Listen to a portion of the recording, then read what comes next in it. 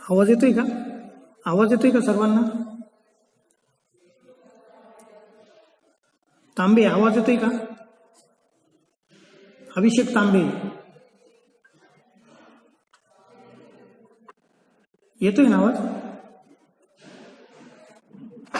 ठीक आहे, लक्ष द्या आता. आपण आतापर्यंत इलेक्ट्रॉनिक्स इलेक्ट्रॉनिक्सचे 3 चॅप्टर जे आहे ते आपण कंप्लीट केलेले आहे, लक्षात ठेवा. तर पहिला जो इलेक्ट्रॉनिक्सचा चॅप्टर होता, आपल्या सब्जेक्टचं नाव आहे बेसिक इलेक्ट्रिकल अँड इलेक्ट्रॉनिक्स. त्याच्यामध्ये आपण पहिलं इलेक्ट्रॉनिक्स चालू केलं होतं, बरोबर. इलेक्ट्रॉनिक्स मध्ये पहिला जो कंपोनंट होता तो कोणता होता तुमचा? Electronic components and signal. तो आपला चॅप्टर कम्प्लीट झालेला आहे, बरोबर. त्याच्यानंतर दुसरा जो चॅप्टर होता तो होता तुमचा डायोड अँड देअर ऍप्लिकेशन, बरोबर. डायोड्स अँड देअर ऍप्लिकेशन हा चॅप्टर देखील आपला काय झालेला आहे? कम्प्लीट झालेला आहे. आणि तिसरा जो चॅप्टर होता तो होता तुमचा ट्रान्झिस्टर. तो चॅप्टर देखील काय झाला आपला? कम्प्लीट झालाय. त्यानंतर आपण कशाला सुरुवात केली होती? इलेक्ट्रिकलचा जो काही पार्ट आहे तुमचा त्याला सुरुवात केलेली होती. आता हा जो काही इलेक्ट्रिकलचा पार्ट आहे, लक्षात ठेवा, याच्यामध्ये मी तुम्हाला याच्या इलेक्ट्रिकल मध्ये सुद्धा आपल्याला 3 चॅप्टर पाहिजे, ठीक आहे. तर त्या 3 चॅप्टर मध्ये पण जो काही दुसरा चॅप्टर आहे एसी सिग्नल किंवा एसी सर्किट म्हणून जो चॅप्टर आहे त्याचे व्हिडिओ जे आहेत ते मी तुम्हाला पाठवलेले आहेत ग्रुपवर, बरोबर. व्हिडिओ मी तुम्हाला शेअर केलेले आहेत, म्हणजे तो सुद्धा चॅप्टर तुमचा काय झालेला आहे? कम्प्लीट झालेला आहे. लक्षात आलं का? त्याच्यानंतर मग इलेक्ट्रिकल मधला जो काही पहिला चॅप्टर जो आहे तो आपण काय करणार आहे? स्टार्ट करणार आहे. म्हणजे आता आपले 2च चॅप्टर राहिले इलेक्ट्रिकल मधले, पहिला आणि तिसरा. कोणता राहिलाय? पहिला आणि तिसरा. तर पहिला चॅप्टर जो आहे तो आपण स्टार्ट करतोय पहा. तो पहिला जो चॅप्टर आहे तो कोणता आहे पहा आता. तर त्याला नाव दिले आपण magnetic circuits and electric circuit, असं त्याचं नाव आहे. तर सगळ्यात पहिलं आपण काय करणार आहे? मॅग्नेटिक सर्किट जो पार्ट आहे तो काय करतोय? स्टार्ट करतोय. आता सुरुवातीला इंट्रोडक्शन स्टार्ट करताना एक गोष्ट लक्षात ठेवा की मॅग्नेटिक सर्किट स्टार्ट करण्याच्या अगोदर आपल्याला मॅग्नेट म्हणजे काय हे आपल्याला काय पाहिजे? माहित पाहिजे, बरोबर आहे. आता लक्ष द्यायचं. काय होतं? एखादं सर्किट असेल आणि त्या सर्किट मधून जर समजा करंट तुमचा फ्लो झाला, एखाद्या सर्किट मधून करंट जर काय झाला? फ्लो झाला, तर काय होतं? तर वेगवेगळे इफेक्ट तिथं काय होतं? तयार होतात. म्हणजेच काय?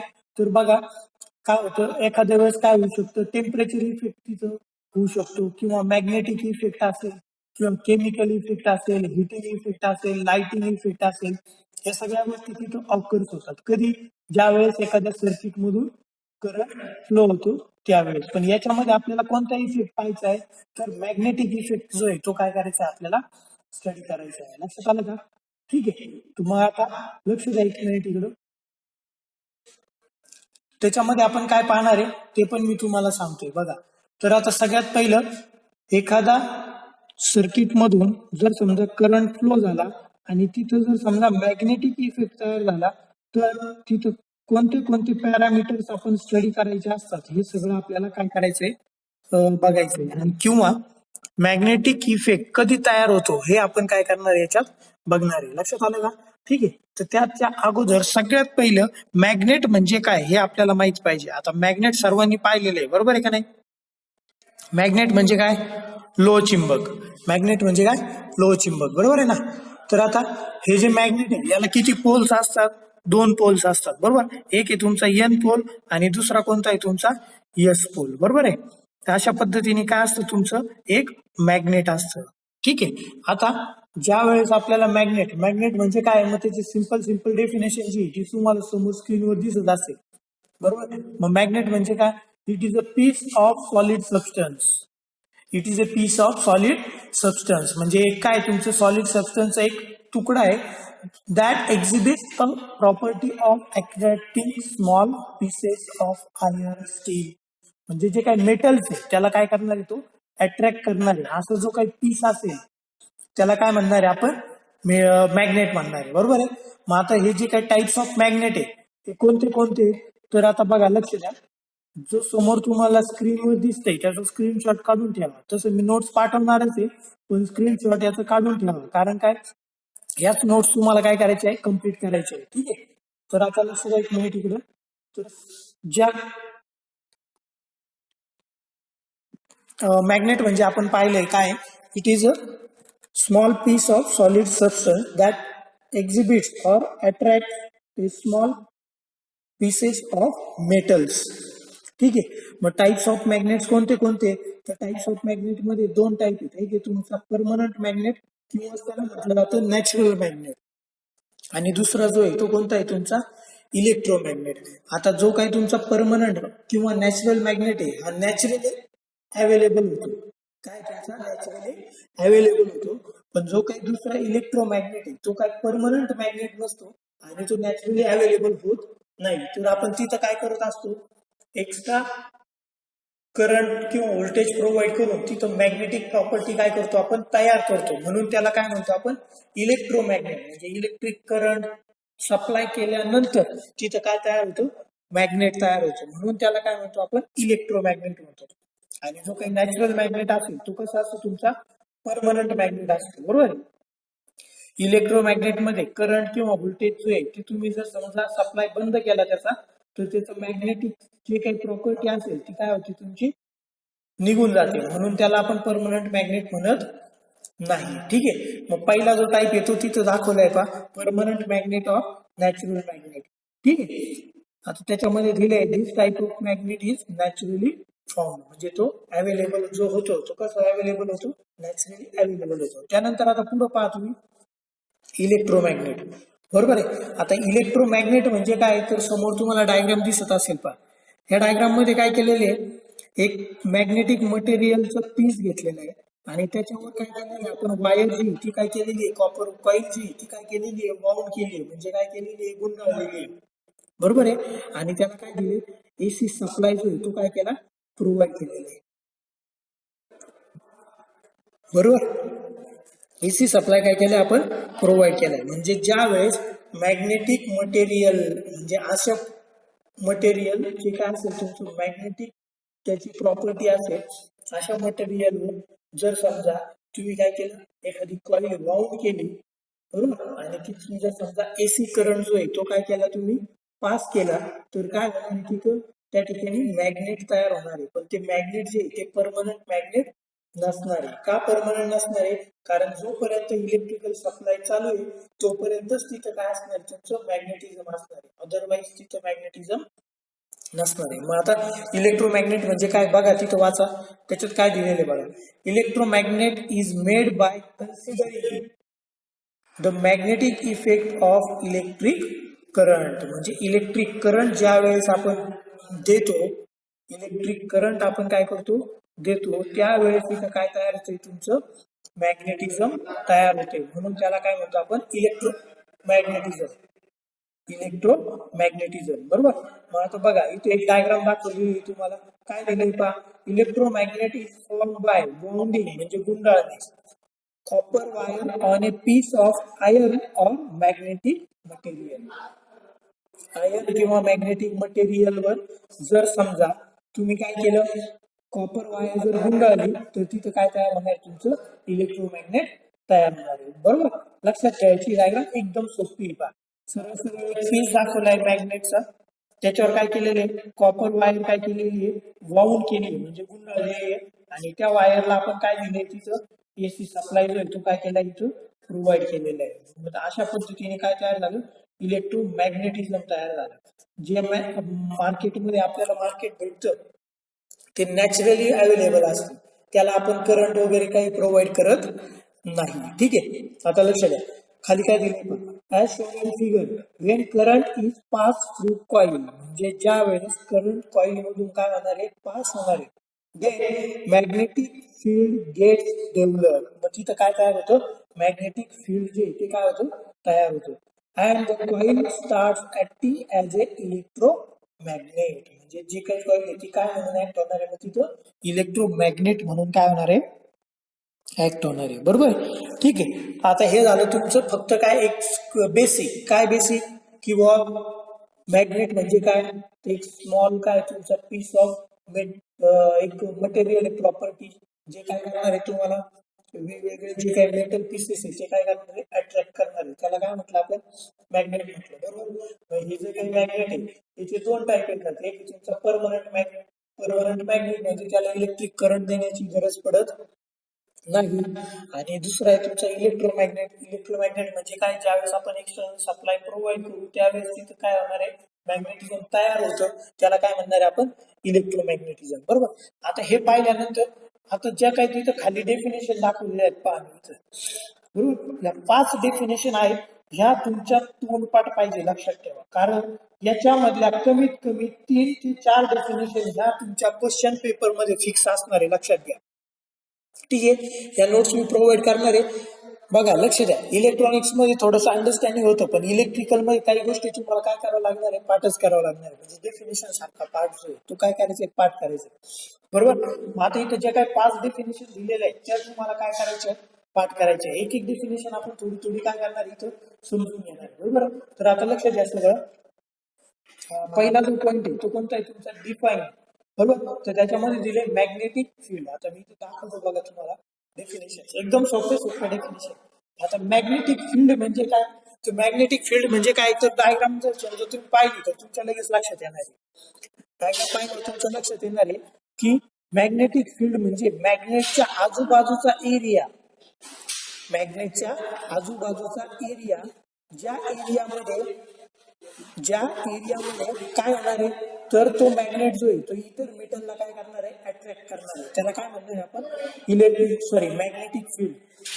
म्हणजे तुम्ही पाहिलेलं असं बघा, समजा 2 मॅग्नेट तुम्ही एका पर्टिक्युलर डिस्टन्सवर आणले तर ते काय होतात, एकमेकांकडे अट्रॅक्ट होतात. पण जर समजा तुम्ही त्याच्यामधलं डिस्टन्स जर वाढवलं, बरोबर, डिस्टन्स वाढवत गेले तर एक स्टेज अशी होते की दोन्ही मॅग्नेट तुम्ही जरी ठेवले समोर तरी पण ते एकमेकांकडे अट्रॅक्ट होत नाही. म्हणजे त्याचा अर्थ काय, ते मॅग्नेटिक फील्डच्या बाहेर. पण ज्याच्यामध्ये ते 2 मॅग्नेट एक किंवा 2 गोष्टी अट्रॅक्ट होतात ते जे असेल त्याला काय म्हणणार आपण, मॅग्नेटिक फील्ड म्हणणार, बरोबर. म्हणजे मॅग्नेटच्या आजूबाजूचा एरिया, ज्या एरियामध्ये एखादा दुसरा मॅग्नेट किंवा एखादा मेटल तुम्ही काय करू शकता, अट्रॅक्ट करू शकता, त्याला काय म्हणणार आपण, मॅग्नेटिक फील्ड. डेफिनेशन पहा त्याची काय लिहिलेली आहे. The magnetic field is defined as the region. Magnetic field is defined as the region near a magnet. म्हणजे मॅग्नेटच्या जवळचा जे काही रिजन असेल, within which effect or influence of magnetic field is felt. म्हणजे जो काही तुमचा मॅग्नेटिक इफेक्टच्या जेवढ्या रिजन मध्ये जाणवतो ना त्याला आपण काय म्हणणार आहे, मॅग्नेटिक फील्ड म्हणणार आहे. काय म्हणणार आहे, मॅग्नेटिक फील्ड. मी परत एकदा एक्झाम्पल सांगतो, मॅग्नेटिक फील्ड म्हणजे काय पहा. समजा तुमच्याकडे 2 मॅग्नेट आहे असं कन्सिडर करा. तुम्ही एका पर्टिक्युलर डिस्टन्स वरती 2 मॅग्नेट समोरासमोर ठेवले तर तिथं काय असेल, तुमचं अट्रॅक्शन होईल, बरोबर आहे का नाही. पण हे जर डिस्टन्स तुम्ही असं वाढवत गेले तर एक पर्टिक्युलर स्टेज असेल की त्या डिस्टन्स मध्ये त्या दोघांमध्ये अट्रॅक्शन राहणार नाही. म्हणजे त्याचा अर्थ काय झालं, जे काही मॅग्नेट आहे ते काय तुमच्या फील्डच्या बाहेर, मॅग्नेटिक फील्डच्या काय गेले, बाहेर गेले. पण ज्या एरियामध्ये ते 2 मॅग्नेट एकमेकांना काय होतील, अट्रॅक्ट होतील, त्यावेळेस ते जे एरिया किंवा तो जो रिजन असेल त्याला काय म्हणणार आहे, मग आपण मॅग्नेटिक फील्ड म्हणणार. काय म्हणणार आहे, मॅग्नेटिक फील्ड म्हणणार, बरोबर. लक्षात ठेवायची डायग्राम, ठीक आहे. बघा तिथं, the presence of magnetic field can be tested by using simple compass needle. म्हणजे एक आपण काय, समजा असं एखादं सुई वगैरे जरी असेल तिथं तरी पण ते कोणत्या एरियामध्ये ती अट्रॅक्ट होते, एवढं जरी आपण टेस्ट केलं तरी मॅग्नेटिक फील्ड कुठपर्यंत हे तुम्हाला काय होणार आहे, कळणार आहे. त्याच्यानंतर दुसरी डेफिनेशन पहा, मॅग्नेटिक फ्लक्स. काय, मॅग्नेटिक फ्लक्स. आता पहिल्या डायग्राम मध्ये एरो काढून तुम्हाला काही अशा लाईन्स दाखवलेल्या आहेत, त्याला काय म्हणतो आपण, त्याला काय म्हणतो, लाईन्स ऑफ फ्लक्स. त्याला काय म्हणणार आहे आपण, लाईन्स ऑफ फ्लक्स किंवा फ्लक्स लाईन्स म्हणणार आहे, बरोबर. फ्लक्स लाईन्स म्हणणार आहे, बरोबर. मग मॅग्नेटिक फ्लक्स म्हणजे काय, तू बघा, the magnetic flux is defined as the total number of lines of force in a magnetic field. Magnetic field मध्ये किती तुमच्या फोर्सच्या लाईन्स आहेत, मॅग्नेटिक फील्ड मध्ये किती लाईन्स ऑफ फोर्स तुमचे प्रेझेंट आहेत त्याला काय म्हणणार आहे आपण, मॅग्नेटिक फ्लक्स. आणि तो कशाने डिनोट केलेला आहे, ब्रॅकेट मध्ये दाखवले, त्याला आपण फाय म्हणतो. त्याला काय म्हणतो आपण, फाय म्हणतो, बरोबर.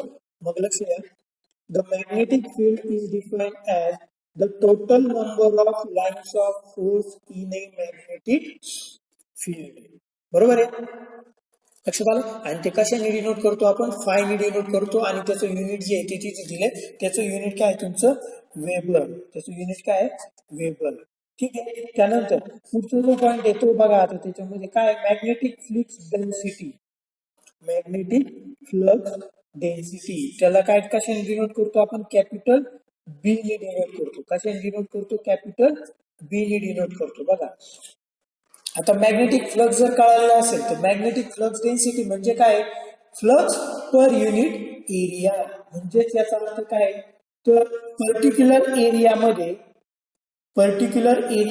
किती फ्लक्स आहे तुमचा, त्याला काय म्हणणार आहे आपण, मॅग्नेटिक फ्लक्स डेन्सिटी. मग त्याचं जे काय आहे फॉर्म्युला इथे खाली दिलेला आहे. तर मॅग्नेटिक फ्लक्स डेन्सिटी म्हणजे काय, B is equal to phi upon A, हा झाला त्याचा फॉर्म्युला. म्हणजे पर्टिक्युलर एरियामध्ये, ए म्हणजे काय तुमचा एरिया, पर्टिक्युलर एरियामध्ये किती फ्लक्स तुमचा प्रेझेंट आहे त्याला काय म्हणणार आहे आपण, मॅग्नेटिक फ्लक्स डेन्सिटी म्हणणार आहे. आणि त्याचं युनिट जे आहे ते काय तुमचं, आता फायचं युनिट तुम्हाला माहितीच होतं वेबर, फायचं युनिट तुम्हाला माहित होतं ना, वेबर आहे, बरोबर. मग खाली एरिया कशा आहे तुमचा मीटर स्क्वेअर मध्ये, म्हणून याचं युनिट काय झालं तुमचं, weber per meter square, weber per meter square, और त्याला काय म्हणणार आहे आपण, टेस्ला म्हणणार, त्याला काय म्हणणार आहे आपण, टेस्ला, ठीक आहे. ही झाली तुमची तिसरी डेफिनेशन, बरोबर आहे. त्यानंतर नेक्स्ट जे आहे ते आपण बघणार आहे. बघा आता लक्ष द्या, एक मिनिट इकडं, पुढचं आहे तुमचं मॅग्नेटिक फील्ड इंटेन्सिटी. काय, मॅग्नेटिक फील्ड इंटेन्सिटी, त्याला किंवा मॅग्नेटिक फील्ड स्ट्रेंथ म्हटलं जातं. काय म्हटलं जातं, मॅग्नेटिक फील्ड स्ट्रेंथ म्हटलं जातं. आणि ते कशाने डिनोट करतो आपण, कॅपिटल एच ने डिनोट करतो. कशाने डिनोट करतो, कॅपिटल एच ने डिनोट करतो, बरोबर. तर आता लक्ष द्या एक मिनिट इकडं, तर त्याच्यामध्ये काय दिलेलं आहे पहा, the magnetic field strength at a point in the magnetic field is defined as the force experienced by a unit north pole placed at that point, बरोबर आहे का, ठीक आहे. आता ही डेफिनेशन समजायला थोडीशी कशी तुमची अवघड आहे, पण डेफिनेशन जे आहे त्या तुम्हाला काय ऍज इट इज पाठ करायचे हे मी तुम्हाला सांगितले. किंवा सरळ तुम्ही काय करू शकता की खाली जे फॉर्म्युला लिहिलेला आहे तुम्ही तो सरळ लिहू शकता. काय, H म्हणजे मॅग्नेटिक फील्ड इंटेन्सिटी और magnetic field strength is defined as the ratio of ampere turns divide by length, बरोबर आहे, काय, डिवाइड बाय लेंथ, लक्षात आलं का. मग H इज इक्वल टू काय, एम्पियर टर्न म्हणजे काय तुमचं N into I divide by L म्हणजे काय तुमचं लेंथ आहे. मग N म्हणजे काय त्याच्यामध्ये पहा, N म्हणजे नंबर ऑफ टर्न्स, ते कॉइलचे जे नंबर ऑफ टर्न्स असतील ना ते, बरोबर. I म्हणजे काय तुमचं करंट, म्हणजे काय करंट, L म्हणजे काय तुमचं लेंथ इन मीटर, लक्षात आलं. मग खाली काय तुमचं, the relation between B and H, B म्हणजे अगोदर आपण पाहिलेलं आहे, बरोबर, and H is given by, लक्षात ठेवायचं बी इज इक्वल टू आता ते आहे त्याला काय म्हणणार आपण, म्यू, त्याला काय म्हणणार आपण, म्यू, मायक्रोचं जसं सिम्बॉल आहे ना त्या पद्धतीने mu H, B is equal to mu H. अशा पद्धतीने आपण काय पाहिलेलं आहे तुमचं मॅग्नेटिक फील्ड इंटेन्सिटी पाहिलेलं आहे. आणि त्याच्यानंतर शेवटची डेफिनेशन जी आहे ती कोणती, तुमची परमियाबिलिटी. कोणती आहे, परमियाबिलिटी. मग परमियाबिलिटी म्हणजे काय तुमचं परमिशन, परमियाबिलिटी म्हणजे काय तुमचं परमिशन, म्हणजे काय, it is defined as the ability of material to carry the flux lines, बरोबर आहे. म्हणजे किती फ्लक्स लाईन्स कॅरी केल्या जाणार आहे त्या मॅग्नेट मधून त्याला आपण काय म्हणणार आहे, परमियाबिलिटी. परमियाबिलिटी म्हणजे एक प्रकारची काय तुमची परमिशन. कसली परमिशन, तर किती फ्लक्स काय केले, फ्लक्स लाईन जे आहे त्या काय केले जाणार आहेत, कॅरी केले जाणार आहे, बरोबर आहे. किती फ्लक्स लाईन्स काय जाणार आहे, कॅरी केले जाणार आहे, बरोबर आहे. आता त्याच्यामध्ये पहा वेगवेगळं मॅग्नेटिक मटेरियल जे आहे तुमचं आयर्न असेल, स्टील असेल, त्याला काय असतं, तुमचं डिफरंट परमिएबिलिटी असते, प्रत्येक मटेरियलची डिफरंट परमिएबिलिटी, बरोबर. Where as material like wood, plastic etcetera have low permeability. म्हणजे मेटल जे त्याला काय असतं, तुमचं हाय परमिएबिलिटी असते, आणि नॉन मेटल जे असते त्याला कशी असते, तुमची लो परमिएबिलिटी असते. कशी असते, लो परमिएबिलिटी. अशा पद्धतीने आपण आज काय पाहिलं बघा, मॅग्नेटिक सर्किट जे आहे ते आपण काय केलं, स्टार्ट केलं, बरोबर.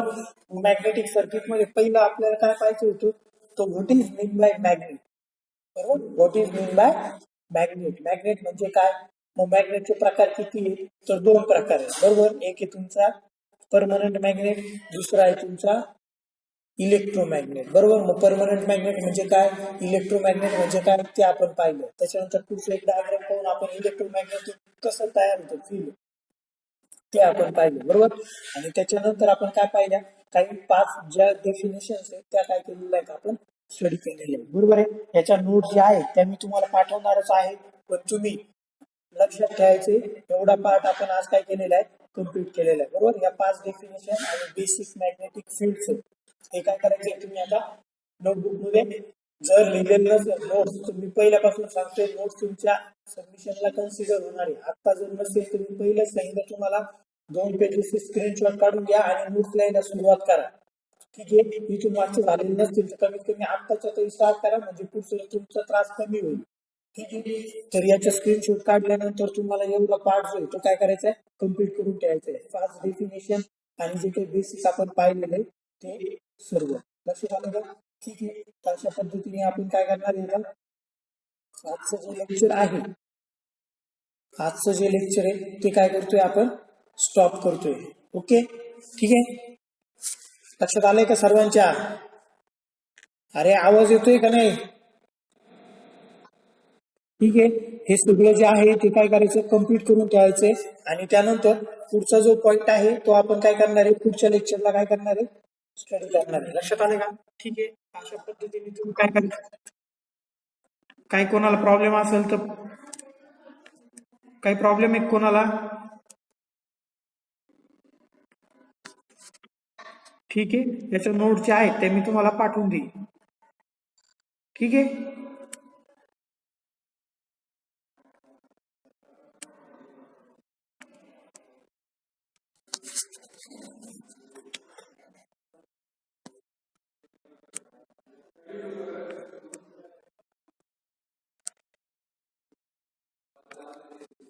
ओके. मग आजचं जे काही लेक्चर आहे ते मी आता संपवतोय. मग आपण उद्याच्या लेक्चरला पुढचा पॉईंट जो आहे तो बघू. Okay, bye.